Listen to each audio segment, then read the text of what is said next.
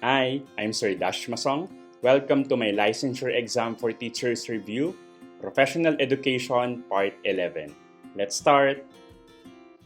Prof Ed 51, Assessment of Student Learning, Bloom's Taxonomy. A teacher asks her students to compare and contrast two different historical events, analyze the causes of World War II, and differentiate between primary and secondary sources.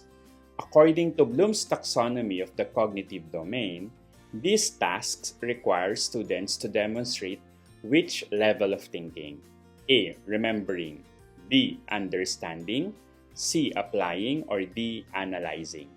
Pause this video and try to answer it on your own. Go!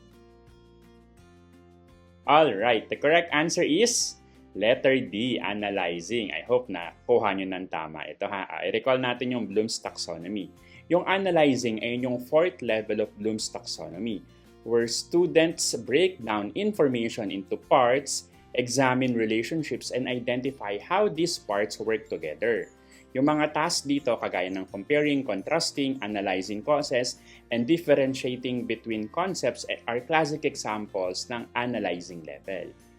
Yung level na to requires higher order thinking. Bakit? Kasi students must go beyond simple recall or comprehension to examine underlying structures and patterns. O i-recall natin yung buong sequence ng Bloom's taxonomy.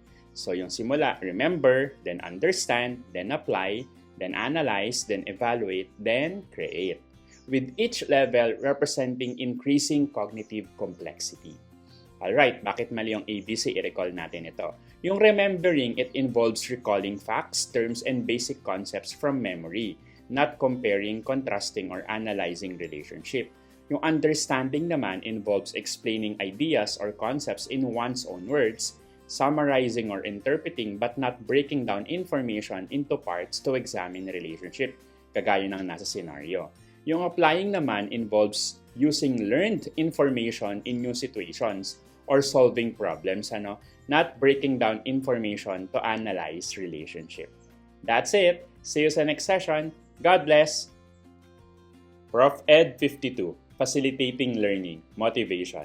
A student who studies hard to earn high grades, win scholarships, and gain approval from his parents is motivated by A. Intrinsic motivation, B. Extrinsic motivation, C. Self-actualization, or D.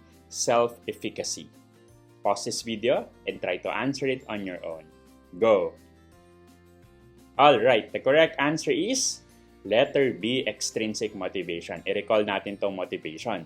Yung extrinsic motivation, it refers to engaging in an activity to earn external rewards or avoid negative consequences, kaya tinawag na extrinsic, rather than for the inherent enjoyment of the task. Ano yung mga common extrinsic motivators? Yung mga grades, praise, scholarships, approval from parents or others, or fear of punishment. Let's analyze yung scenario. Yung motivation ng student to study hard for high grades, scholarships, and parental approval ay example yon ng extrinsic motivation. Alright, actually, itong extrinsic motivation naman can be effective, but research suggests that it may be less sustainable and less conducive to deep learning compared to intrinsic motivation. Kaya maganda na di-develop din natin yung intrinsic motivation ng mga students natin. Alright, bakit mali yung ACB? Kasi yung intrinsic motivation, it involves engaging in an activity for personal satisfaction and enjoyment, not for external rewards or approval. Yung self-actualization naman, ito yung highest level sa Maslow's hierarchy. Nasa last lesson to, I hope napanood nyo. Representing the realization of one's full potential, not external motivation. Yung self-efficacy naman, nasa last session din to, balikan nyo na lang. It refers to a person's belief in their ability to succeed in a specific task. So the correct answer is letter B. That's it. See you sa next session. God bless. Prof Ed 53, Assessment of Student Learning, Anderson's Revised Taxonomy. In Anderson and Krathwohl's Revised Taxonomy 2001, the cognitive process dimension includes 6 levels, one of which is creating. The revised taxonomy differs from the original Bloom's taxonomy 1956 version primarily because it A. Uses nouns instead of verbs. B. Removes the knowledge dimension. C. Replaces evaluation with creating as the highest level. Or D. Adds a new category called synthesis. Pause this video and try to answer it. Go! Alright, the correct answer is letter C. Replaces evaluation with creating as the highest level. I-recall natin to. Important to note lang ha, itong Anderson's Revised Taxonomy, tinatawag din tong Revised Bloom's Taxonomy. Bakit? Kasi nire-organize niya naman yung Bloom's original cognitive domain. So yung work ni Anderson and Krathwohl, so si Krathwohl, co-author niya na German yon, yung Revised Taxonomy in 2001, it reorganized Bloom's original cognitive domain by changing the levels from nouns to verbs and swapping the top two levels. Actually, si Anderson, trivia lang, estudyante siya ni Benjamin Bloom. Sa original Bloom's Taxonomy kasi, yung 1956 version, evaluation yung highest level. Pero dun sa Revised Taxonomy na, tinatawag nga tong Anderson's Revised Taxonomy or Revised Bloom's Taxonomy, parehas lang yun ha, creating na yung highest level. So, ayun na yung pinakil ng cognitive complexity. Etong revised taxonomy, it also uses two-dimensional structure, yung cognitive process dimension tsaka knowledge dimension.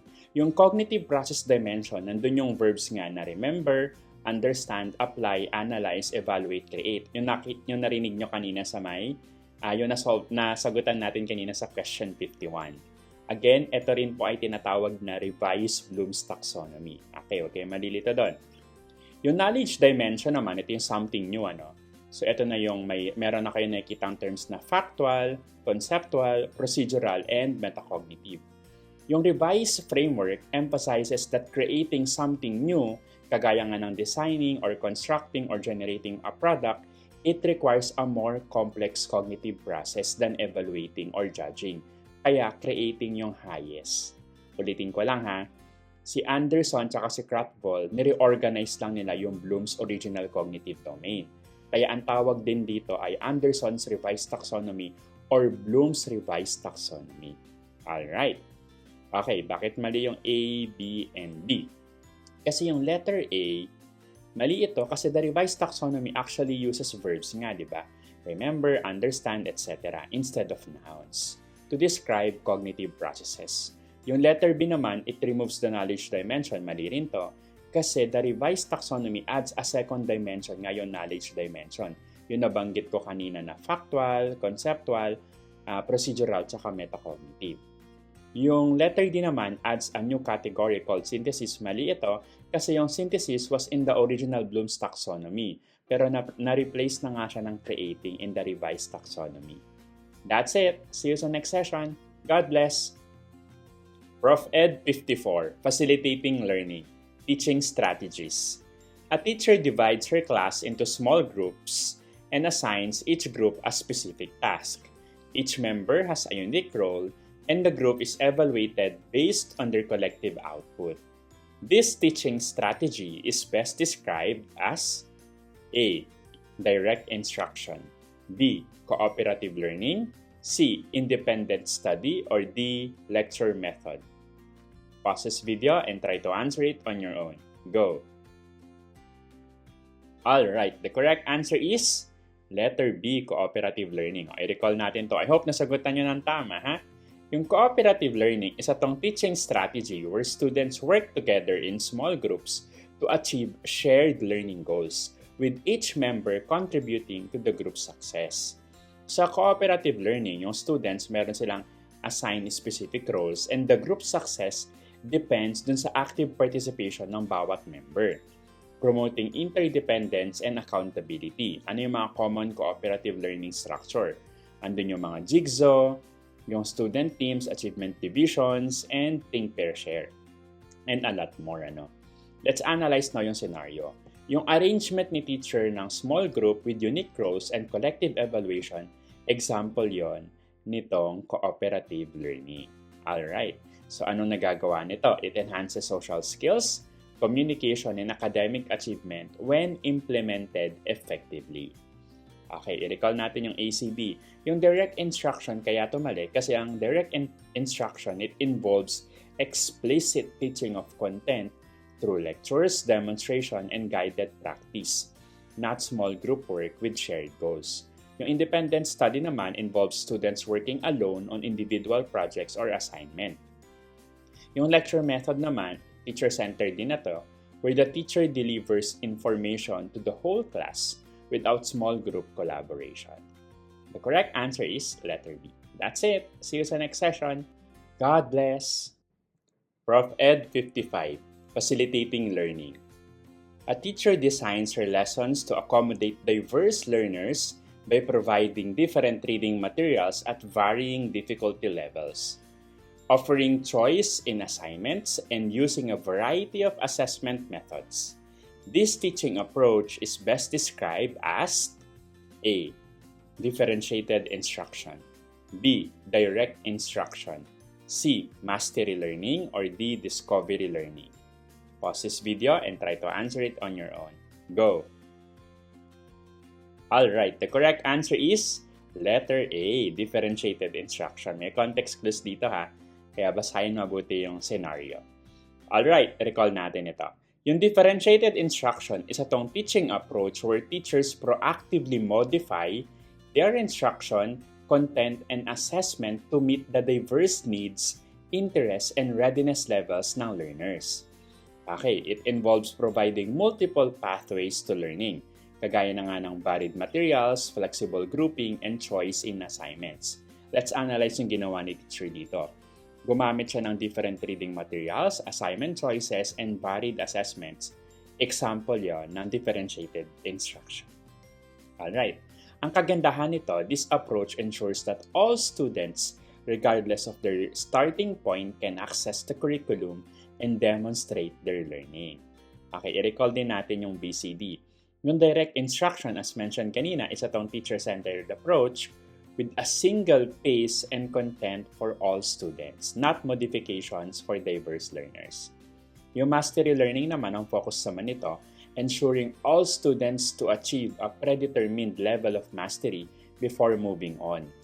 But it does not necessarily involve differentiating content and assessment. Yung discovery learning naman, it involves students discovering concepts independently through exploration, not proactively modifying instruction for diverse learners. That's it. See you sa next session. God bless. Hashtag, sana makatulong. If you want a free digital copy of this reviewer, pinamimigay ko po ng libre. How? Just comment on this video, free reviewer, and I will send you the link. And for more reviewers, please feel free to visit my social media account, Sir Dash Academy. Available sa YouTube, Facebook, and TikTok. I suggest punta ka sa YouTube, hanapin mo sa playlist, gumawa ako ng playlist for all the reviewers ng Licensure Exam for Teachers. Hanapin mo lang doon. So, kompleto yun for this year. May Prof Ed, may Gen Ed, may specialization. Gumawa rin ako ng special playlist para sa bawat domain. For example, you need further review sa Prof Ed. Hanapin mo lang yung playlist for Prof Ed. Nandun lang yung lahat. That's it. See you sa next session. God bless!